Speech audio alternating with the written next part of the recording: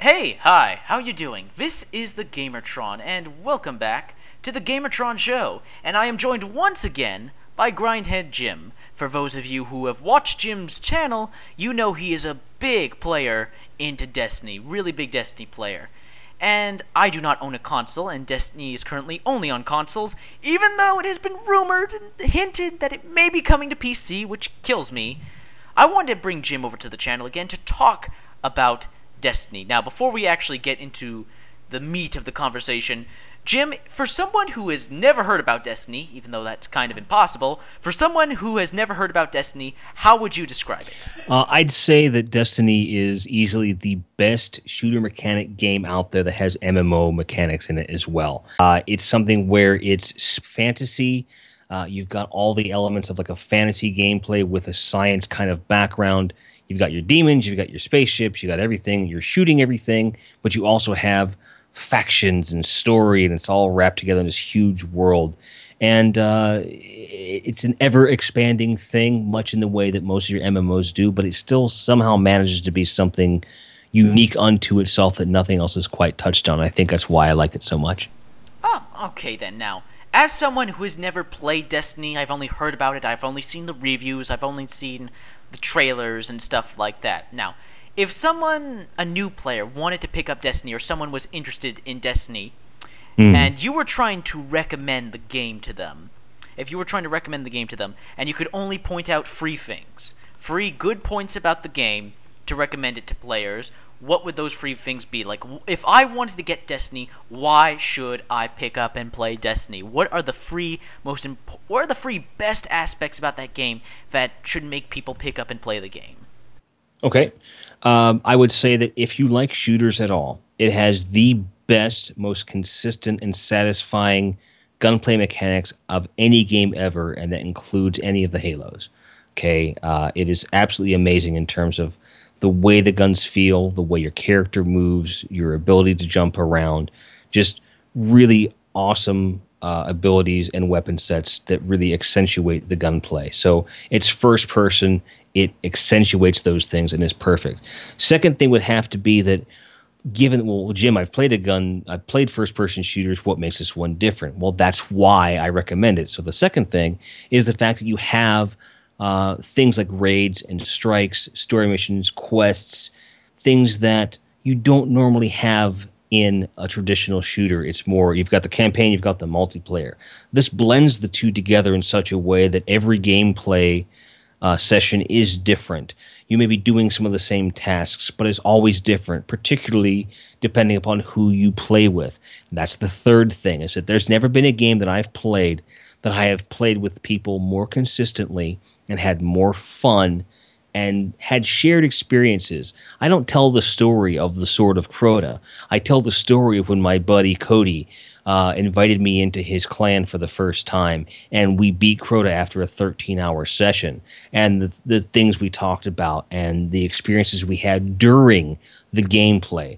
The gameplay doesn't only tell you a story within the game, but it creates real life stories and real friendships in a way that no other shooter has ever done. And if you're even remotely interested in social gameplay and you like a shooter, but you want something different, Destiny is for you. Ah, okay. You've caught my interest. Yes, to be honest here, enough with the acting. I've always wanted Destiny. I was extremely disappointed that it didn't come out for PC with Xbox and PlayStation at the same time, because when Destiny does come to the PC, I am picking it up, guaranteed. But for someone new, for someone who may not be too interested in Destiny or wants to know more about Destiny, those are the free things, okay, you would recommend to them, and that's the reason they should pick up the game. But to look at this from another point of view, say there was you were trying to tell people not to get the game. Now, I know that that's crazy to believe because you love Destiny, but what are the free damning features about Destiny? What are the free most negative aspects of the game that would make people turn away from it? The number one is do not get Destiny if you don't like gunplay. It is very highly accentuated on shooting. If you do not like shooting in games, you will not like Destiny, period. The second thing with the MMO thing, if you're a hardcore MMO player, this may not be for you either, because the feature set, although close to a fully fledged MMO, isn't going to be there. One of the problems that you have there is that there's a lot of time between content patches. So you are doing things repetitively. Okay, that's your second problem, is that there's a lot of repetitiveness. But because you're usually playing with people that you like hanging out with and things of that nature, it's not a bad thing. And the grind is very real. There's huge steps being made to cut that down, excessively down. But right now, today, you pick up the game, there's repetition, and that may not be your thing. The third thing is that it is a splintered community. You've got your Xbox people, you've got your PlayStation people, and you've got your PC people. And I have people that I'd love to play with, but they've got an Xbox One, and you've got you've got a PS4. I've got a PS4, and there is no PC support at this time. Bungie has stated on multiple occasions that it would be fully possible within their architecture to open up the platform to everybody, but it was the platform manufacturers that decided to keep it closed. So if you're looking for a large community, I would stick with PS4. I wouldn't go to the Xbox, and I'm going to be honest with you, I don't know how well it would do on PC at first, because a lot of people that would play it on PC have it on a console. So I don't know that they would double dip in that case, much like you see with Warframe, for example. So I think that depending upon what you're looking for in a game, that if you don't like repetition, don't do it. If you don't like gunplay, don't do it. And if you're concerned about community and you don't want a PS4, you may want to stay away. Those are my concerns. Okay then. Those are some reasonable concerns and logical concerns. So those are your free, most positive things about the game, free, most damning things, what you would recommend, what you not recommend about the game. And that's really good. So I hope for you guys watching, this has kind of helped you get more of an idea about the game and whether or not you should pick up Destiny. But before we end this video, I have a few personal questions of my own about Destiny to see if it is really 100% for me. Okay. So, for one, now these are the things that are really important to me. First question. The enemies. How are the enemies in the game? Are they varied? Are they fun to fight? Yes and yes. You've got several different races. You've got the Fallen, which are essentially they're like cyborgy kind of slightly demonic alien kind of things. Like, for example, the most basic ones, the dregs, have 4 eyes, 2 sloping down from one side, 2 from the other side. They're kind of a mohawk thing going. They're humanoid, kind of what you would expect. Kind of a slightly more sinister version of the most common enemies in the Covenant from Halo. Very natural feeling, but something new. You've got the next ones that you meet would be the Hive, which is kind of like the Flood from Halo, but way scarier. They move fast, they shriek, they scream, they can get you out of nowhere, they move fast, but these are the demonic. These are like this is kind of like Doom meets the Flood. Satanic looking motherfuckers, like huge ogres and floating witches. And again, this is where like the science fiction meets the fantasy. It's not one or the other, it's both. And it's really cool to be able to fight something that's supernatural with a fucking gun. Like you get this really great feedback of just shooting something that it feels like it's not from this ethereal plane, and you get to kill it with bullets and fire. So they're a lot of fun. That is awesome. Then you meet the Vex, which are neither here nor there, quite literally. They're time-traveling, dimension-hopping robots.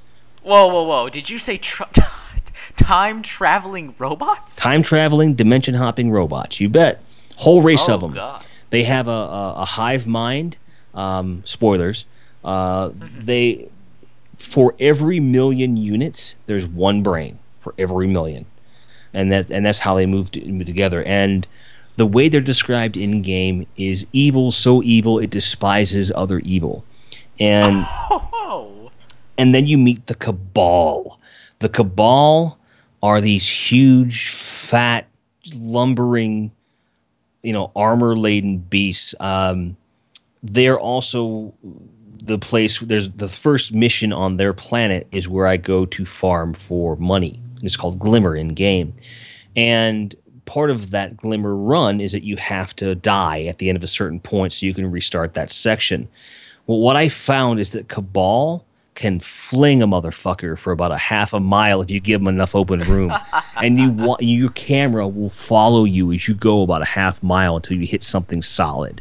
Um, the way they're describing game is that they blow up planets just for getting in their way, and they definitely carry that off early in game. And although there's no extra enemies rumored to be coming anytime soon, each DLC pack kind of elaborates on their lore. Each strike, each raid gives you a little bit more of their story. You understand their motivations, and you learn new and interesting ways to kill them. Because again, you're doing a lot of things repetitively. You find that crit points on different enemies are different in certain situations, different types of, because each weapon class has multiple types of weapon, multiple types of damage, and you learn to mix and match and get some really cool ideas out of it. So the customization of just how you deal with your enemies really kind of comes into play there, and it's a huge plus for the game. Oh, right. Wow, the enemies in the game sound friggin' awesome. That really does sound like a fun variety of enemies to fight, because enemies are a big part of games, so I always look at what am I fighting in the game? What are my adversaries? So that sounds like Destiny's got that covered for me in terms of enemies. Now, another thing. Now, this is a shooter, so you got to tell me about the guns. Now, one thing I've noticed is they state they have a similar system to Borderlands with these kind of sort of randomly generated guns, but not really. They're kind of already pre-made. Little column A, little column B. Yep.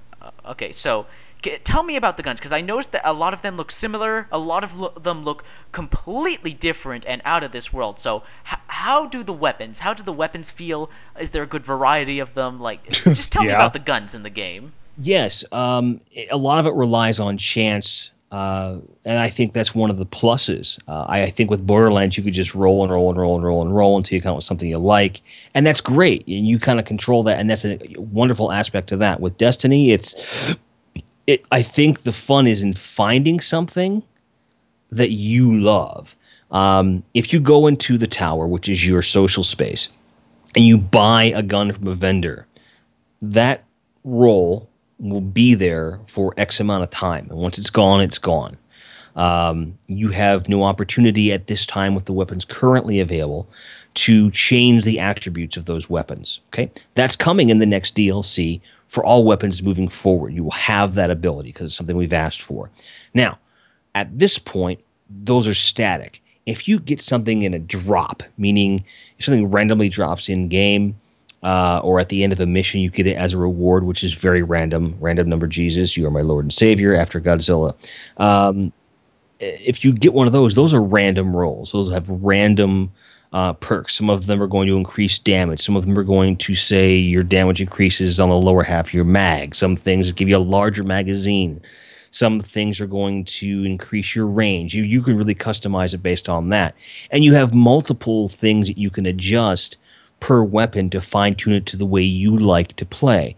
I tend to favor larger magazines on the heavier things, and I tend to favor range and accuracy on the smaller things. You've got 3 types of weapon: primary, special, and heavy. Heavy weapons include heavy machine guns and rocket launchers. That's pretty much it. You've got special weapons, which are shotguns, sniper rifles, fusion rifles, which are basically like clustered buckshot in an electric form. It's all think of like 12 shotgun shells fired at one concentrated area in one shot. That's a fusion rifle. And then you've got your primary weapons, which are hand cannons. You've got pulse rifles, which are just burst fire. You've got a scout rifle, which is a hybrid of it's basically a semi-auto mid-range sniper rifle, and you've got the ever popular auto rifle.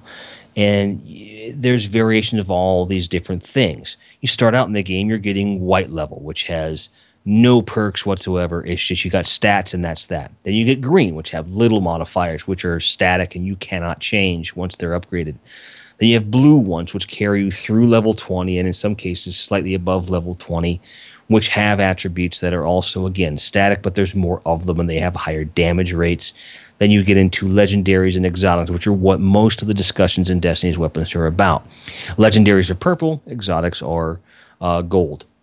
And the legendaries are much easier to attain than, say, the exotics. The exotics are very highly sought after. Same with armor and armor for all of like the different colors and stages. Same thing.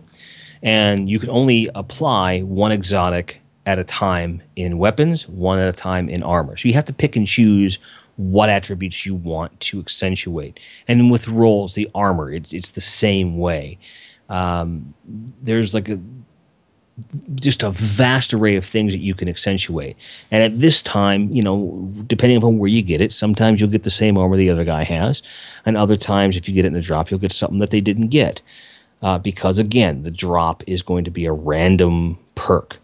Moving forward, you'll be able to control that to a degree with rolls. Like we had a player versus player tournament over the weekend. I pushed through a lot of this stuff, and I got to the highest possible level of this week-long thing in the day, which was not easy, and my thumb hurt very much.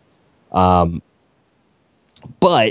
as a result of that, I was able to get a few drops of weapons. One of which was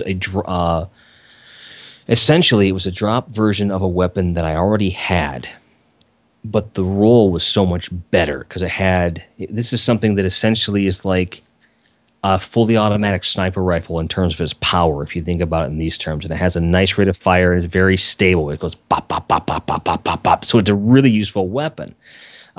What I don't like about it is that it only has a magazine size of 24, which should be enough. But if you're jumping from point to point and you're killing people in multiplayer or in a very frenetic PvE, player versus environment situation, you may not always have time to reload because heavy machine guns take a lot of time to do that. So having more rounds was very important to me, and I just happened to get one that has that perk. It goes from 24 to 50. And I was like, I have to have this. So I got it, and I'm now leveling that, and I'll be getting rid of my old one because I just won't need it, to be honest with you. Now, I did get a weapon with the exact same stats later in the game, which was exclusive to that game mode called the Iron Banner. Different type of damage, same stats, basically the same roll. So now if I go up against enemies with one type of shield, I've got them covered, and I got one with a different type of shield, I'm covered. The difference is the one that I was able to get from later on, the reason the roll's the same is because I got to go and pay a few bucks and re-roll it until I got it the way I wanted it. And that was really cool. So really it all depends upon your gameplay style. You can make these things happen.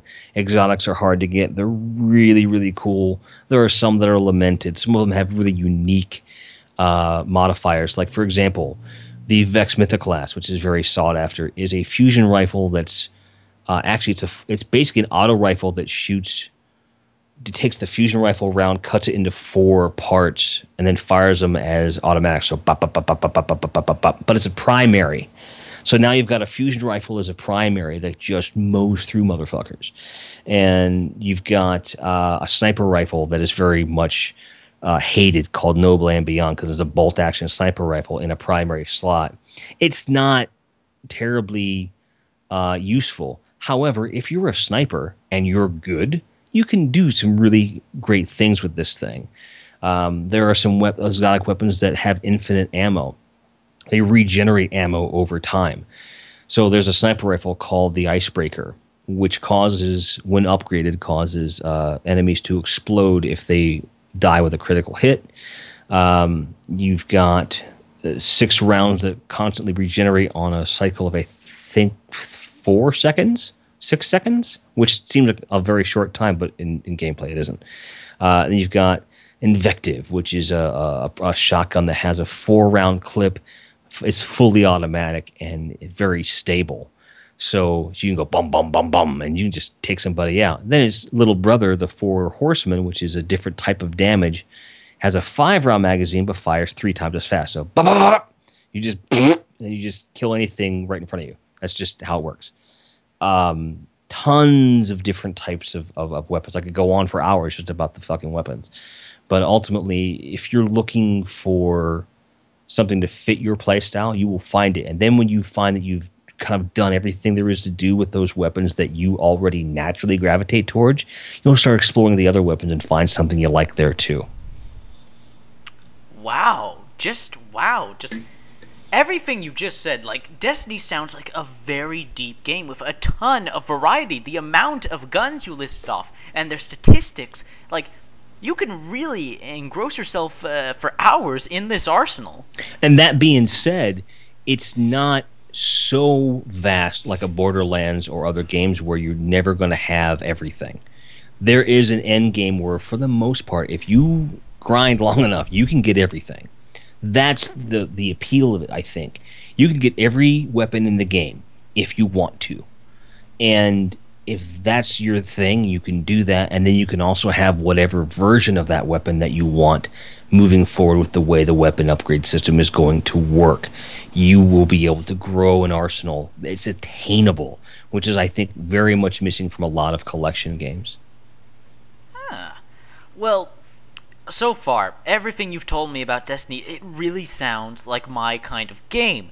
However, Jim, seeing as how you are, GrindHead Jim, I really gotta ask, how bad is the grind in this game? Like, I don't mind grinding, but how bad is this? Are we talking hours, if not days worth of grinding just to get a single gun or helmet, something like that? Like, how bad is the grind? Are we talking a few hours, or are we talking days? Well, it really depends on what you're going after. To be perfectly honest with you, if you're looking for a full set of new armor, if you have a lucky enough RNG thing, you can sit there and go into one raid and get a full set of armor on your first go. It's pretty random. Sometimes it'll take 2 or 3 runs, which you have to wait a week for resets and things like that, unless you run multiple characters, which you can run those 3 times a week. The grind comes in with upgrading these things. For example, I got a weapon on... Well, I don't remember when I got it. The point is I had it. It wasn't upgraded. I decided to start upgrading it on Saturday night. And I only played it on one character.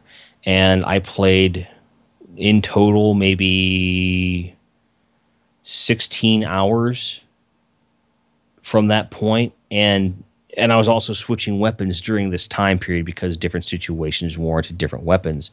But over the course of time of just playing the game naturally and turning in bounties as they appeared, the weapon was upgraded. That's the beauty of this, is that the grind for upgrades, you can achieve it just by naturally playing the game. Or if you want to really push, you have the ability of picking up multiple XP bounties that will then accelerate that process. So it's really up to you how long you want things to take. If you're smart about it and you push things through, we are talking hours, not days. It's just a matter of having a goal in mind and not trying to do everything at once. If you if you have things to upgrade, you can be working on upgrading 3 weapons at a time and 3 pieces of armor at a time. You focus on those, you get them upgraded, you move to the next slot, and so on and so forth.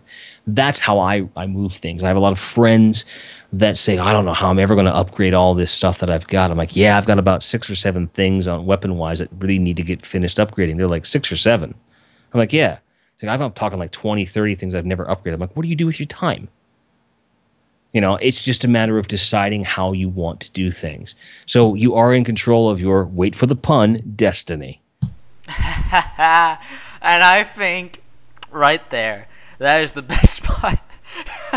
That was actually perfect timing there. That was excellent wordplay, Jim. That was excellent. I think this is the perfect time to end this video. So, for those of you who have been on the fence about getting Destiny, here you go. Here's all the information. Well, not all the information, but here's a great deal of information you could need or will need to pick up and play Destiny. I, for one, as soon as Destiny becomes available for the PC, it better become available for the PC. It would be stupid not to put it on the PC. It's an MMO and it's a first-person shooter. That's perfect for PC. Sorry, semi-rant, over with. But yeah, if I get the chance, I will play Destiny. I will pick it up. Thank you so much for recommending it, Jim. Thank you so much for supporting the game, because people need to support the games they love.